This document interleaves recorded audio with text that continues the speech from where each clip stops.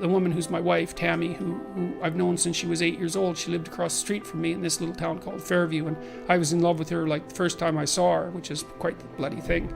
So that's worked out pretty well for me. But she came to live with me about the same time, and we decided jointly to get our act together, and we swore that we'd tell each other the truth, which I think she's actually done better than me. Like I don't think she's lied to me ever in our entire marriage, which is unbelievable, and it's been so useful because I can really tell her things that we can really talk. So I tell you, if you want to have a good relationship, man, you embed it in the truth, because if you don't embed it in the truth, you don't have a relationship. It's just lies. It's a tissue of lies, and it will dissolve in the chaos as soon as a crisis comes along. So the truth is a terrible thing, but not compared to falsehood. But how do you give a personal responsibility message while taking account that for some people it's harder to take personal responsibility and the deck is stacked against them? Well, I think the deck is stacked against everyone to some degree, because life is very difficult and we all die. So, but some people do have it harder than others. And all of us have it very hard at some times in our lives.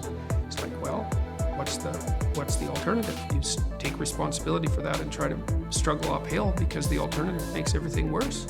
It's not like it's fair. I know perfectly well that people have brutal lives. I've been a psychotherapist for 20 years. I've seen things you can't imagine. Horror shows that you can't fathom.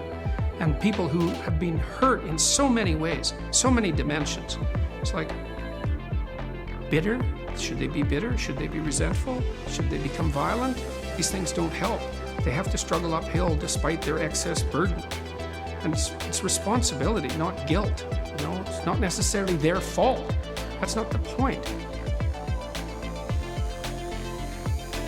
What would make the journey worthwhile? Or you can ask yourself that. It's like, all right, in order to bear up under this load, what is it that I would need to be striving to attain? And if you ask yourself that, that's to knock, and the door will open. That's what that means. If you ask yourself that, then you will find an answer, and you'll shrink away from it. You'll think, oh, there's no way I could do that. It's like, well, you don't know what you could do. You don't know what's possible. And you're not as much as you could be. God only knows what you could do and have and give if you sacrificed everything to it. You don't want to be in a place that's stultifying. You don't want to be in a place where there's no challenge. You might even quit your job if there's no challenge. Say, well, that's a good job. It gives you security. And you think, God, I can't stand this. It's eating away at my soul. It's all security and no challenge. So why do you want to challenge? Because that's what you're built for.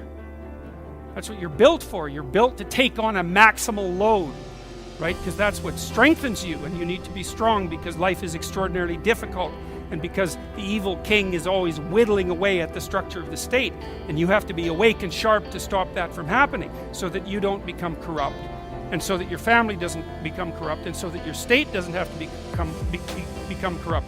You have to have your eyes open and your wits sharp and your words at the ready, and you have to be educated, and you have to know about your history, and you have to know how to think, and you have to know how to read, and you have to know how to speak, and you have to know how to aim, and you have to be willing to hoist the troubles of the world up on your shoulders. And what's so interesting about that, so remarkable, and this is something that's really manifested itself to me as I've been doing these public lectures. I've been talking about responsibility to people, which doesn't seem to happen very often anymore, and the audiences are dead quiet. And I lay out this idea that life is tragedy tainted by malevolence, and everyone says, yeah, well, we always suspected that. No one has ever said it quite so bluntly, and it's quite a relief to hear that I'm not the only person who has those suspicions. And then the second part of that is the better part, and it's the optimistic part, which is, despite the fact that life is a tragedy tainted by malevolence, at every level of existence, there's something about the human spirit that can thrive under precisely those conditions if we allow that to occur. Because as difficult as life is, and as horrible as we are, our capacity to deal with that catastrophe and to transcend that malevolent spirit is more powerful than that reality itself.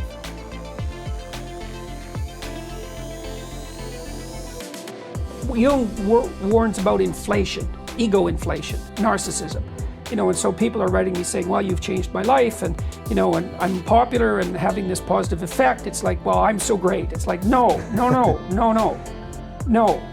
I'm fortunate because I've been able to articulate these ancient ideas. And the ancient ideas aren't me. They're not me. They're seriously not. I'm like I said, I'm fortunate that I can articulate them.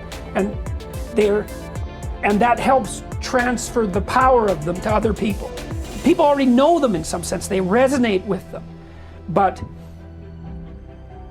it's very important to maintain a distinction between being the messenger and the message. And I'm not the message, although to some degree, I'm fortunate enough to be the messenger.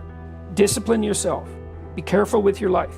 And do not confuse archetypal ideas with yourself. It's like, right, yes, don't do that. It's a bad idea.